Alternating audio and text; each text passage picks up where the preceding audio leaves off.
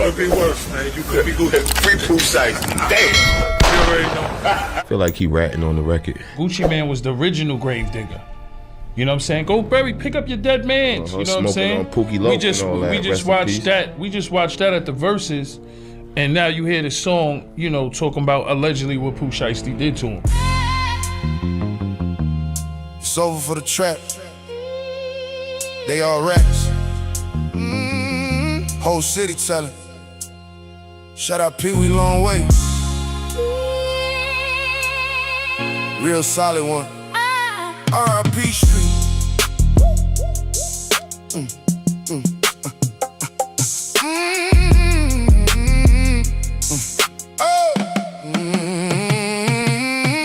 Gucci Mane, goddamn, you made history. Snitched on a song, he the first. Are you kidding me? Put Pooh Shiesty in the trap. I mean literally. If that's how you do a friend, God bless your enemies. I wouldn't wanna be an enemy. Real trap nigga went out like a joke. Where's that energy that you have for Pookie Loc? YN's got him scared, he don't want smoke. Made you sign papers with a pistol to your throat. Go get that link up, bring Gucci back, Gucci dead. Put him in a Gucci body bag. Wop told cops, damn Gucci went out bad. Called him Mr. Softy, he the ice cream man. Gucci Mane, goddamn, you made history. Snitched on the song, he the first. Are you kidding me? Put Pooh Shiesty in a trap. I mean literally. If that's how you do a friend, God bless your enemies. I wouldn't wanna be an enemy. Thugger told, tiptoe, gunner told on big bro. Savage said, fuck the streets, couldn't keep his lips closed. Woody told that he told, goddamn that bitch bold. Rollo name on paperwork, too many shit cold. Telling ain't nothing new, but when do it get old? Every city following the snitch code. Gangsta shit dead, hurry up and get rich, bro. Leave the streets alone, cause it's a shit show. Gucci Mane, goddamn, you made history.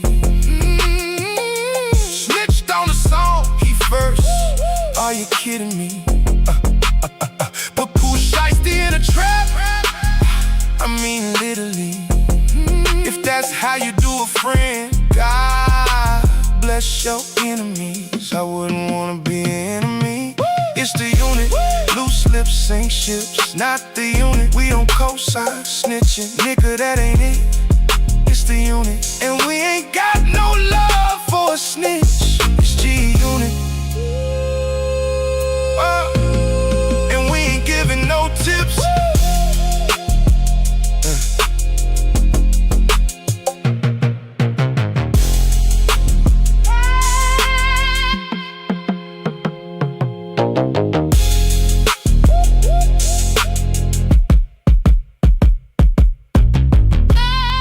The other shit is concerned, you know, I just really don't like this nigga throwing my name and all this shit to sell records. That's a whole move.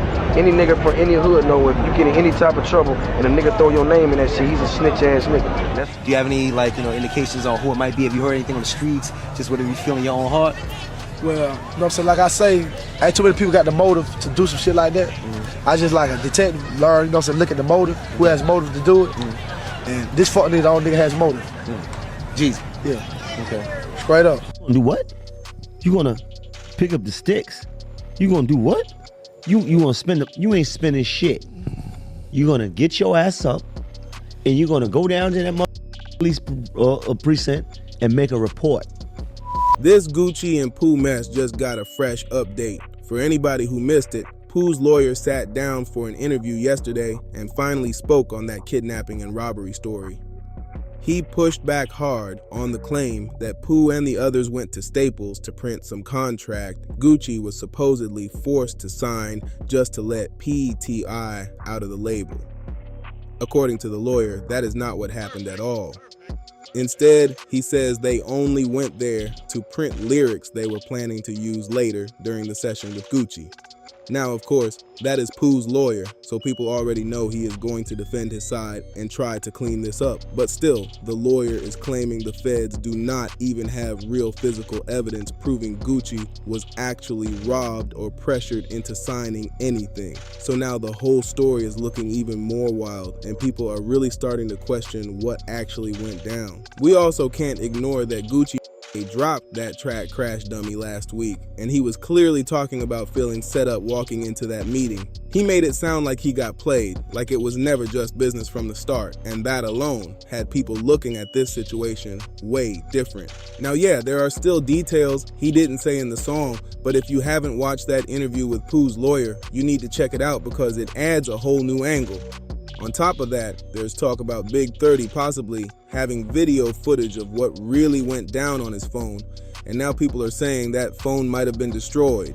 That sounds wild, but at the same time, everybody knows how phones work now. Everything can still be backed up somewhere. So at this point, it really feels like we just gotta sit back and watch what the feds actually bring out, because that's gonna change everything. And earlier today, the Let's Rap About It podcast even reacted to this whole situation again, adding more fuel to the conversation. Now the big question is, what do you think really happened in this situation involving Gucci Mane and T.I.? Now, here's where things start getting even more messy, because people online are not buying this clean version of the story at all. A lot of fans are pointing straight at Gucci Mane's Crash Dummy record and saying he sounded way too direct for this to be nothing. They're like, if nothing really happened, then why would he come out talking like he got set up like that? Yo, if an artist feels trapped in a bad deal, is it ever justified to take matters into their own hands? I got my A&R punched in his shit before. Yo. Yeah, he was lucky that's all he got. Yeah, it's been a couple. We did a couple things that I wouldn't. No, it ain't no hypothetically. I was coming across the stage. Yo, he said, yo, what up? I said, go punch in his shit. I didn't say hypothetically. I said there's been a few things that I've done to might not be the best thing to get out of deals and things like that. But hey, that shit. You live and you learn. As we go, I guess it's just stemming from Gucci Mane and the Pooh Shiesty incident. Though we don't know all the ins and outs, only what the media is saying. But yeah. I get it. I understand what from both angles what was going on. And I'm gonna be honest with you. I'm just gonna say like that type of shit it don't work, because if it worked, I would have been doing it. Yeah, trust me, I would have been with it. We got away with a couple of those. Yeah, I would have been doing it right now. I'd have been doing that. Got away with a couple of those. I think that's more like pre-social media. Yeah, I think since social media dropped, that ain't really it's harder to do that now because you viral in the morning. Back then, y'all feel like before social media, you could, you know what I mean, pull up. They thought, and they was word up like had to hear about that, like, you know what I mean, like now. Being there's cameras everywhere. They got footage of getting. Oh, I mean, it's footage. They was banking of on Gucci being on the street. I'm telling you what happened. That's what they was banking on. It's footage of everything. Cameras is crystal clear. I don't know what happened, but if it did happen the way I'm thinking about how it happened, man. First of all, I have to hear the main here's version. The discrepancy. They saying that Gucci Mane may have pointed the guy out. I'm not, based on what it said. It says it I'm like, well, I don't know, right? But then I started to really analyze it, and I looked at Gucci's wife, and I said, oh shit, she runs shit. So then I thought about the conversation he had that when he got off the plane and he got back home. She said, mother, you ain't no street no more. You a businessman. You gonna get your ass up. What? You gonna do what? You gonna pick up the sticks. You gonna do what? You gonna spend you ain't spending shit. You gonna get your ass up and you're gonna go down to that police precinct and make a report. Okay? That's how that works? You are a businessman. You are not a street no more. Okay? If you wanna save this relationship and they got the wedding band, you're gonna get that back. That's what I believe happened. That's what I believe happened. What we're not going to do here is we're not feeding into what social media says. We're trying to state a fact of fact. how to handle business. No, but do you think that his wife made him go down there and point the finger? If he did. I don't think in today's time in society and what's going on with social media, me personally, I don't feel like any business that's the way to go. You know what I mean? Like, I get it if you feel like you're being f***ed over, but everything is going to be exposed. Everything, but legally, unless you really like getting off the grid and doing something. Imagine you running up in the Mass Appeal up on Nas with the Dracos. I couldn't picture it because it's like, for what? I would advise any I don't understand that to handle business in a business fashion. You know, get you a lawyer. I don't think we are in any times where you could just take matters in your own hands and it's just not the time. So I think, like, especially you're in the music business, so it's contracts involved. There's, of course, you know, these are street artists that are also involved in hip hop, but this is not a street business. It doesn't work. That doesn't have the same street codes and ethics. The people who operate through it, everybody in it is not rooted through the streets. So this is a business. So anything that goes on, I would advise people to like get a lawyer and find out what way you can fight in that way in litigation. The line gets blurred though. You could be, but you just said some real shit. You could be street, but this is not a street business. But that line gets blurred. You get what I'm saying? The content. So people say, "Oh, Gucci's a street." You know. Yeah, but the music is street. The that's cutting them checks, they not street. Also because Listen, of at the end of the day, what he presents. The people that cut the checks 9 times out of 10 not street. Let's dive into more what Spiz was saying. In this situation, say it all went through and we didn't even see what was going on in the media, and maybe they pulled it off. Well, but when Gucci leaves and then call his lawyer in the morning, like, I ran into some shit where people had pressure on me and they made me sign these papers, it's false. The lawyer is now going to, it's not that easy because they made him, like, at the end of the day, there's no way to get around what he has signed. You heard that he signed the paper that needed lawyers and all type of shit, present, consent. Oh, you know how this shit goes. Right, it's like, and they said he said that in there. They said he said, "Yo, you know, this ain't how it's supposed to go. Yo, you know, you got to get the lawyers. The lawyers got to." They said, "Shut your bitch ass up before we shoot you." See, but listen, there's another. I'm just saying what happens. I'm just trying to say what happens legally. Like at the end of the day, I had this combo earlier. Not to cut you off, Cabo. Being a young artist, right? Being a young artist, now it takes, I think, maturity. It takes years in this shit to look at it a certain way. But I feel like when you young, you thinking about the money.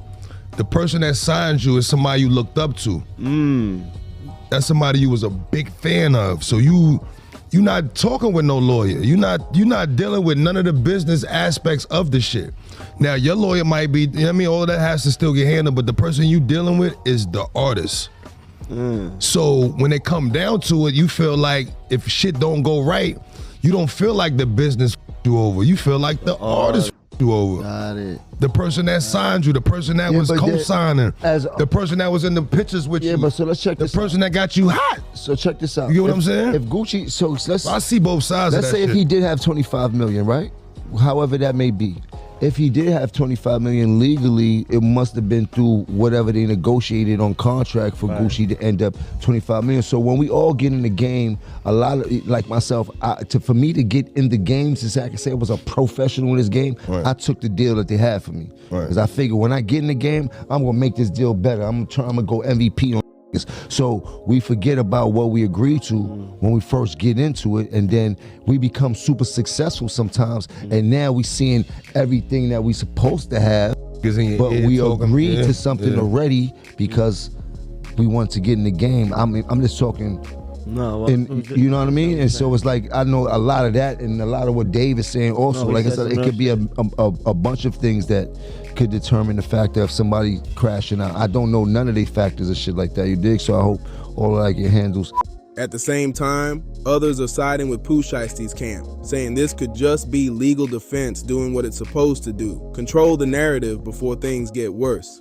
And then you got another group saying both sides might be leaving out key details, which makes this whole situation feel even more suspicious. So now it's like everybody is picking sides, but nobody actually knows the full truth yet. Until the feds come out with solid proof, this whole situation is just going to keep getting louder, more divided, and way more intense by the day. And now the spotlight is shifting even more toward what the feds might actually reveal, because that is what's going to decide everything. People are saying if there really was a setup, then there has to be something, messages, footage, or some kind of trail that backs up Gucci Mane's claims. But if nothing solid comes out, then this whole story could flip completely the other way. At the same time, some are pointing out how quiet certain people have been, especially around Pooh Shiesty's side, and that silence is making things look even more suspicious. Others are saying that silence could be strategic, keeping everything tight while the legal side plays out behind the scenes. So right now, it's a waiting game, but the tension is building fast, and every new detail is making this situation feel bigger and more serious. One thing is clear, once real evidence drops, somebody's story is going to fall apart in a major way. Like I said, a lot of people are really going in on Pooh Shiesty's lawyer for even suggesting they were just at Staples printing lyrics. People are not buying that story at all, but at the end of the day, that is his job. He has to build that defense, and everything else is going to have to be proven in court, plain and simple. Still, this whole situation between Pooh Shiesty and Gucci Mane just keeps getting more intense, and the internet is watching every move closely. And don't forget, the Let's Rap About It podcast also gave their take, and that added even more noise to an already heated situation. Now I need to hear from you. What do you think about these updates, and whose side are you really on? Drop your thoughts down in the comments, hit that like button, and hype this video up so more people can see it.